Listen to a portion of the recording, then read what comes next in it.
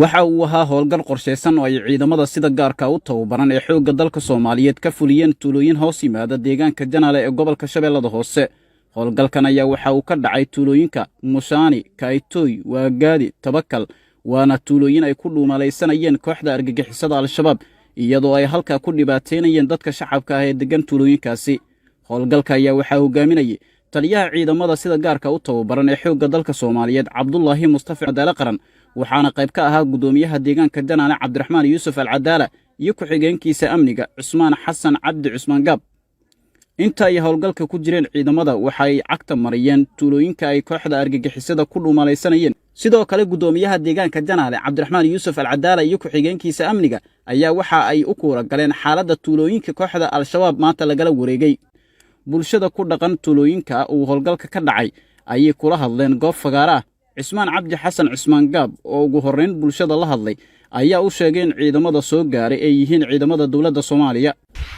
anaga kulay waxaan nahay ciidamada xoogga dalka Soomaaliyeed iyo maamulka deegaanka ee Janaale ilaa maal eeridan oo dhan. marka ciidamada xoogga dalka Soomaaliyeed wax ma idin ka rabaan inay idin dhacaan sida taliyaha sheegay in zakal idin ka qaado oo maartay oo neefkiiba hal keen la idin dhaha ama loorkiiba falataan wax keen la idin dhahana ma rabno.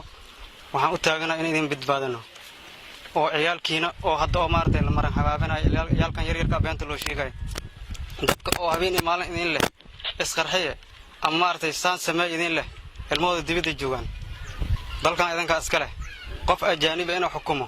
mamnuuca ka tahay hay'adaha ka tahay anagu waxaan u taaganahay dalkeen inaan u dhimano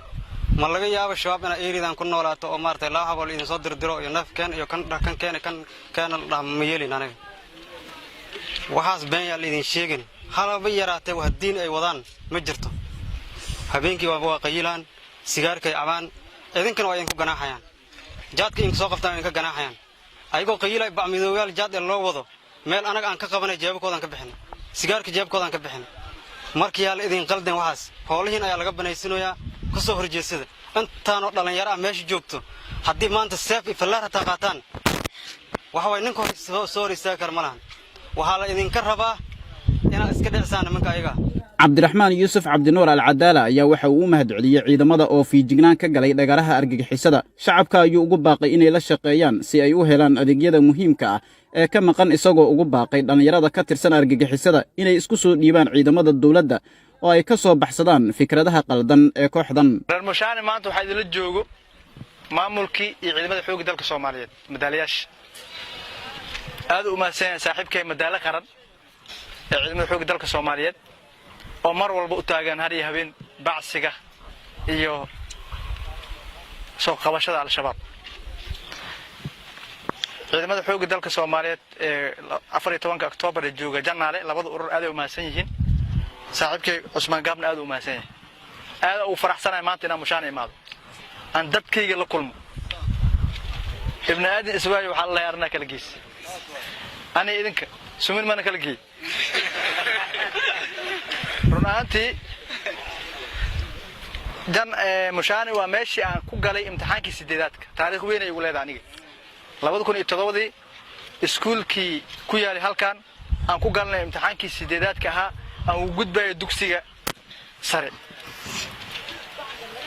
hawlgalka laga bilaabo markii la dhahay waxaan la ku وين مشان laga bilaabo maadaama dugsiga dhexe aan ku galay imtixaankii Mushaan safarkan waa safarkii nabadda العدالة دومالي ما نتقانين حق أي شيء بوفو حق أي شيء جنالي وعياوي أي هلين البلشدر جنالي إذا كانوا وهيل دونتين حارون معمولا اللسا سكول كيبر سوعلنا يا وينا مشاني وأجنا هدد كل شيء مشاني لأن يريد مشاني معلمين جامعة كيهين أو كويا الحمر سكول هذا معموليال كيهين حمر مقجري كرنو إنتان كبعدي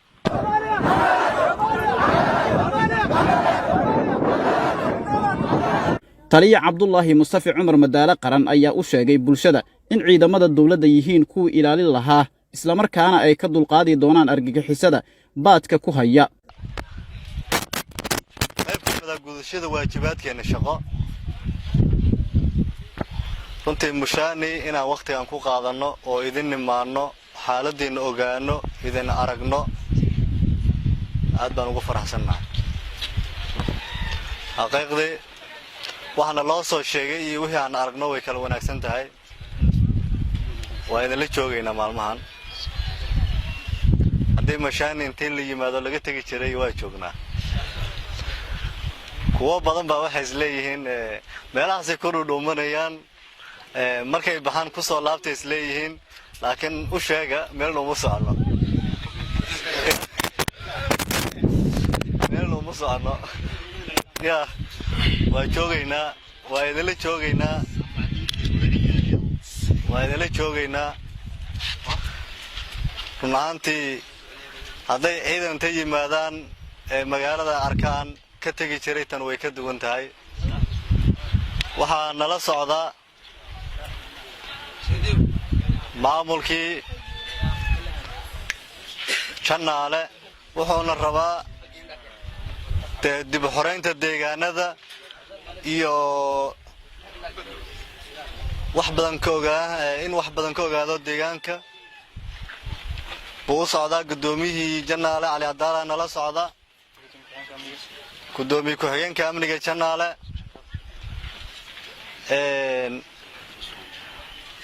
ismaangaab iyo anagoo ah ciidanka xoogga dalka Somaliyed mushaani kuma ekin hore waan u soconaynaa deegaano badan sida Majabta Tawakal waagaale intaasoo dhan waa isku maraynaa waana joogaynaa meel nooma socono ciidamada ayaa ugu dambeyn galay waagaade oo ah talis weyn oo ay degnaayeen kooxo jabhad ah sidoo kalena ahaa bar koontarool ay ku qaadi jireen lacagaha iska hor imaad kooban oo halkaa ka dhacay ugu dambeyn ciidamada dowladda ayaa ku guuleystay in ay burburiyaan talisadii halkaa ku yaalay waxaana lagu dilay 12 ka tirsan kooxda argagixisada al-shabaab iyadoo laga dhaabacay 17 kale maalmihii ugu dambeeyay ciidamada sida gaarka u tababaran ee xoogga dalka Soomaaliyeed ayaa waxa ay gobolka Shabellaha Hoose ka wadeen hawlgallo culus kaas oo lagu bacsanayay maleeshiyada argagixisada ah ee al-shabaab waxaana inta badan hawlgalladaas ay ka dhaceen qaybo ka mid ah gobolka Shabellaha Hoose awees muumin xasan awees okay raadiyaha iyo telefishinka koonfur galbeed gobolka Shabellaha Hoose